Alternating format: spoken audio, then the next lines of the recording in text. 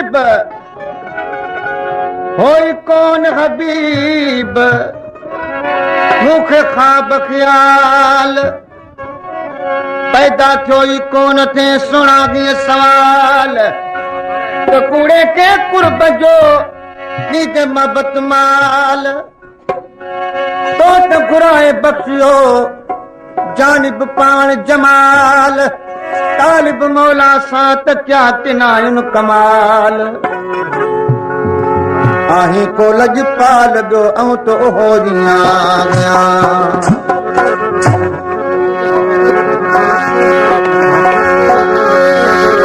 हो तुंहिंजा थोरा ओ लखे मां भाई दुस तुंहिंजो मुर्की मिलण अञा यादि रखम तुंहिंजा थोरा लखे मां भाई दुस तुंहिंजो मुर्की मिलण अञा यादि रखम ॾाढा कुर्ब ॾिना तो यार सजण तुंहिंजो प्यार ॾियण अञा यादि रखम ॾाढा कुर्ब ॾिना तो यार सजण तुंहिंजो प्यार ॾियण अञा यादि रखम तुंहिंजा थोरा लखे मां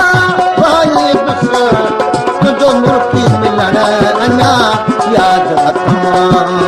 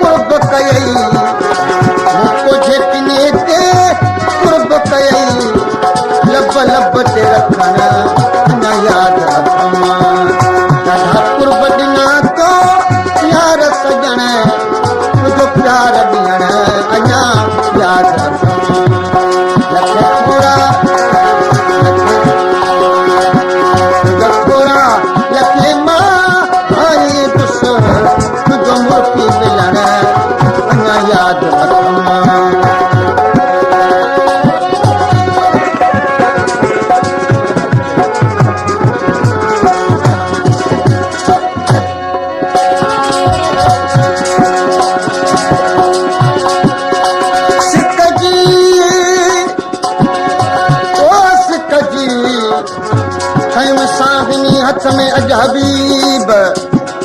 एक पासे तू थी बे पासे ऐं अजीब कम इंसाफ अमीर थी दिरबल यार नजीब तोर कई मुतलब कुर्ब हे तालिब जा तबीब तुंहिंजो वज़न वधी वियो अणिॾिठे अजीब जो अची पूर पी मुंहुं बमुंहुं मिसकीन जो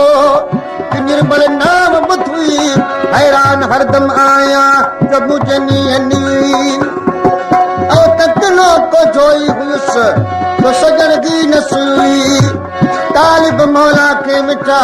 कड़ी चाह मजा चाही मूं गुमनाम कदले सां हेॾो प्यार कई सजण कीअं सम्झी त आऊं अहिड़ो आहियां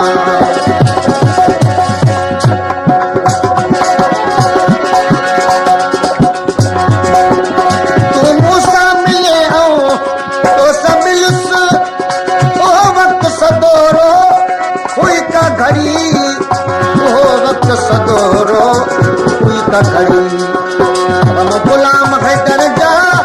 लागे चॻई कुझु ॻाल्हियूं करण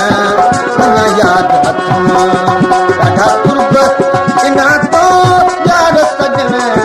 तुंहिंजो प्यार ॾियण अञा यादि हथ मां ॾाढा थोरा लखे